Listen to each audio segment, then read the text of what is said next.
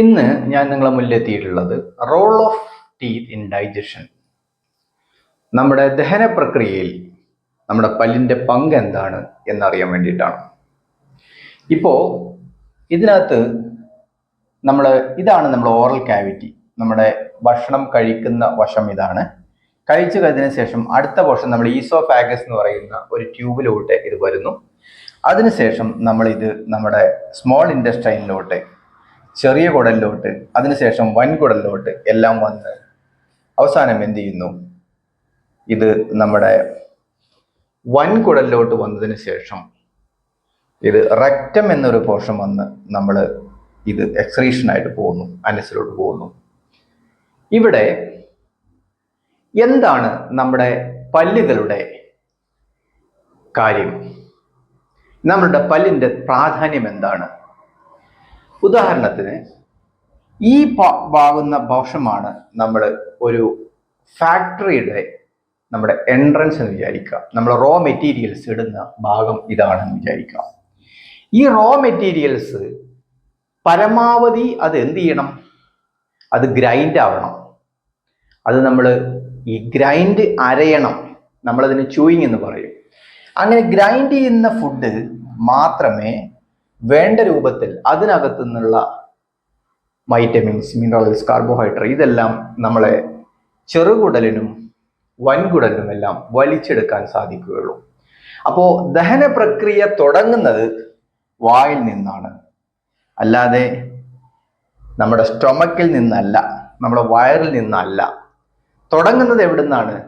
നമ്മുടെ വായിൽ നിന്നാണ്.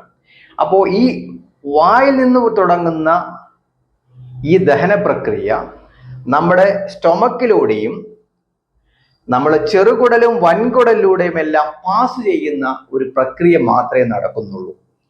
പക്ഷെ ഇവിടെ നമ്മൾ ചികിത്സിക്കുന്നത്, ഇവിടെ നമ്മൾ ശ്രദ്ധിക്കുന്നത് നമ്മുടെ കോൺസ്റ്റിപ്പേഷൻ അല്ല മലമുറുക്ക് എന്ന് പറയുന്ന പ്രശ്നങ്ങളും നമ്മുടെ വയറ് സംബന്ധമായിട്ടുണ്ടാവുന്ന, അപ്പം എൻ്റെ വയറ് കണ്ടോ, ആ പ്രശ്നങ്ങൾക്കാണ് നമ്മൾ എന്ത് ചെയ്യുന്നത്, ചികിത്സിക്കുന്നത്. ഇവിടെ നമ്മളെ ദഹന പ്രക്രിയ തുടങ്ങുന്ന പോർഷൻ നമ്മുടെ വായായതുകൊണ്ട് വായിലെ പല്ലിൻ്റെ ഫങ്ഷൻസ്, പല്ലിൻ്റെ ഇമ്പോർട്ടൻസ് ചെറുതല്ല.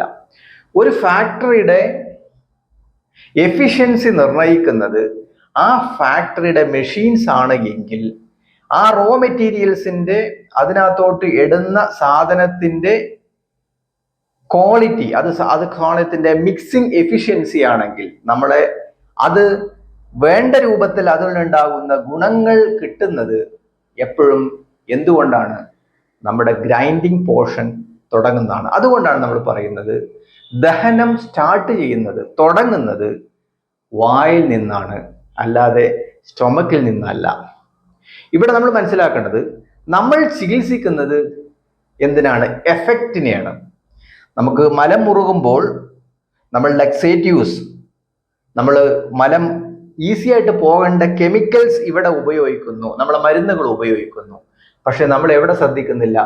കഴിക്കുന്ന ഭക്ഷണത്തിൻ്റെ ക്വാളിറ്റി, അതിൻ്റെ എത്രമാത്രം ക്ലിയർ ആയിട്ടാണ് നമ്മൾ ആ ഭക്ഷണം ഗ്രൈൻഡ് ചെയ്യുന്നത് എന്ന് നമ്മൾ മനസ്സിലാക്കിയിട്ട് നമ്മൾ ആ ഫുഡ് വിഴുങ്ങുന്നില്ല. അപ്പോൾ വിഴുങ്ങുന്നതിന് മുമ്പ് ഈ ഫുഡ് വേണ്ട രൂപത്തിൽ ഗ്രൈൻഡിങ് ചെയ്തിട്ടില്ലെങ്കിൽ അത് വയറ് സംബന്ധമായ പല പ്രശ്നങ്ങൾക്കും അത് കാരണമാകും. അപ്പോൾ എൻട്രൻസ് ക്ലിയർ ആയെങ്കിലേ എക്സിറ്റ് ക്ലിയർ ആവുള്ളൂ. നമ്മൾ ട്രീറ്റ്മെന്റ് എടുക്കുമ്പോൾ നമ്മൾ എക്സിറ്റ് ആണ്. ഒരു ഏജ് കഴിഞ്ഞാൽ എബോ 40 or 50 കോൺസ്റ്റിപ്പേഷൻ എന്ന് പറയുന്നത് എല്ലാവർക്കും കോമൺ ആയിട്ട് നമ്മൾ കാണുന്നത്, നമ്മൾ ഏത് ഫുഡാണ് നമ്മൾ കഴിക്കുന്നു, ആ ഫുഡ് കഴിക്കുന്നതിന് മുമ്പ് നമ്മുടെ പ്രായത്തിനും നമ്മുടെ വ്യായാമത്തിനും നമ്മളെ ശരീരഘടനത്തും അനുസരിച്ച ഫുഡാണോ നമ്മൾ ചവച്ച് കഴിക്കുന്നത് എന്ന് നമ്മൾ ഉറപ്പുവരുത്തി കഴിഞ്ഞാൽ നമുക്ക് നല്ലൊരു ശതമാനം എന്ന് മാത്രമല്ല, പൂർണ്ണമായിട്ടും നമുക്ക് കോൺസ്റ്റിപ്പേഷൻ ഒഴിവാക്കാൻ കഴിയും, മലമുറുക്ക് ഒഴിവാക്കാൻ കഴിയും. അപ്പൊ നമ്മൾ എഫക്റ്റിന് ട്രീറ്റ്മെന്റ് എടുക്കാതെ നമ്മൾ എന്ത് ചെയ്യുക? കാരണത്തിന് ചികിത്സ എടുക്കുക. റിസൾട്ടിന്റെ എഫക്റ്റാണ് ഇത് മലമുറുക്ക, കോൺസ്റ്റിപ്പേഷൻ എന്ന് പറയുന്നത്. ഇതിന്റെ മറ്റ് എഫക്റ്റ് ആയിട്ട് നിങ്ങൾക്കറിയാം, നല്ലൊരു ശതമാനം ആളുകൾക്കും ഈ കോൺസ്റ്റിപ്പേഷൻ ഉണ്ടായത് കൊണ്ട് ഇതിനകത്ത് ഈ ഭാഗത്ത് ഉണ്ടാവുന്ന നെർവ് എൻഡിങ്സ്, അത് പൈൽസും മറ്റതും ആയി മാറുന്നു. അപ്പൊ ഈ പൈൽസ് എന്ന് പറയുന്നത് സത്യത്തിൽ ഒരു അസുഖമല്ല. There is a nerve endings for all. ഈ ഭാഗത്ത് നെർവ് എൻഡിങ്സ് എല്ലാവർക്കും ഉണ്ട്. പക്ഷെ ഓവർ മലം പോവാനുള്ള എഫിഷ്യൻസി കൂട്ടുമ്പോൾ ഇവിടെ എന്ത് ചെയ്യുന്നു? ബ്ലഡ് അക്യുമുലേറ്റ് ചെയ്യുന്നു. ആ വീനസ് ബ്ലഡ് ആണ്, ആ വീനസ് ബ്ലഡിന്റെ നെർവ് എൻഡിങ്സിനാണ് നമ്മൾ പൈൽസ് എന്ന് അനുഭവപ്പെടുന്നത്. അപ്പൊ ഈ പൈൽസ് എന്ന് പറയുന്നത് it is an after effect of indigestion. ദഹന പ്രക്രിയ പൂർണ്ണമായിട്ടും നടക്കാത്തതിന്റെ ഒരു അനന്തര ഫലമായിട്ടാണ് നമുക്ക് പൈൽസ് പോലത്തെ അസുഖങ്ങൾ ഉണ്ടാവുന്നത്.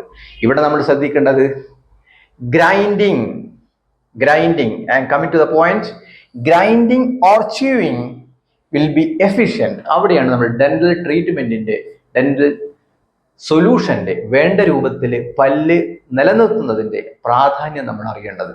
അപ്പോൾ നന്നായി പല്ല് നിലനിർത്തുന്ന ഒരാൾക്ക് വേണ്ട രൂപത്തിൽ ച്യൂയിങ് നടക്കുന്നു. അത് പൂർണ്ണമായും പല്ല് ഇല്ലാത്ത ആളുകൾക്ക് ഈ ച്യൂയിങ്, ചവക്കൽ പൂർണ്ണമായിട്ട് നടക്കാത്ത ആളെ സംബന്ധിച്ചിടത്തോളം വീണ്ടും ഈ പോർഷൻ ലോകത്തോട്ട്, അതായത് വയറുവശത്തോട്ട് നമ്മൾ പോകുന്ന ഈ ഭക്ഷണം എന്തല്ല, ഇത് ഇവിടെ വെച്ചിട്ട് ദഹിക്കാൻ പറ്റുന്ന രൂപത്തിലല്ല ഇത് ഇങ്ങോട്ട് വരുന്നത്. അതുകൊണ്ട് ഉണ്ടാവുന്നു ഗ്യാസ് പ്രോബ്ലംസ്, ഇൻഡൈജഷൻ പോലത്തെ പല കംപ്ലൈന്റുകളും വരുന്നു. അപ്പോൾ വേണ്ട രൂപത്തിൽ നിങ്ങളെ പല്ലുകളെ എങ്ങനെ സംരക്ഷിക്കുന്നു എന്നതിനാസ്പദമാക്കിയിട്ടാണ് നിങ്ങളുടെ ദഹന പ്രക്രിയ നിർണ്ണയിക്കുന്നത്. പ്രൊവൈഡഡ് നമുക്ക് എല്ലാവർക്കും അറിയാം, നമ്മൾ എന്ത് ചെയ്യണം? നമ്മുടെ ഫാറ്റി ഫുഡുകൾ ഒഴിവാക്കി ഫൈബർ കണ്ടന്റ് ഫുഡ്, ഫൈബർ വെജിറ്റബിൾസിലാണ് ഫൈബേഴ്സ് കൂടുതലുള്ളത്, ഫൈബർ കണ്ടന്റ് ഫുഡുകൾ നമ്മൾ കഴിക്കാൻ ശ്രമിക്കുക. അങ്ങനെ നമ്മൾക്ക് ആയുർവേദത്തിലെല്ലാം നമുക്കറിയാം ഓൾറെഡി ഈ ട്രാക്ട്, അത് വായ മുതൽ അനസ് വരെയുള്ള ട്രാക്ട് ക്ലിയർ ആയി കഴിഞ്ഞാൽ ആരോഗ്യത്തിന്റെ 90% വി ആർ സേഫ്. 90% നമ്മൾ ആണ്. അപ്പോൾ കൂടുതൽ നല്ല രൂപത്തിൽ പല്ല് റീപ്ലേസ് ചെയ്ത് നിങ്ങൾ ആരോഗ്യം സംരക്ഷിക്കാൻ ശ്രമിക്കുക. എൻ്റെ വെബ്സൈറ്റ് സന്ദർശിക്കുക, aliarimbrasidentclinic.com. Thank you all.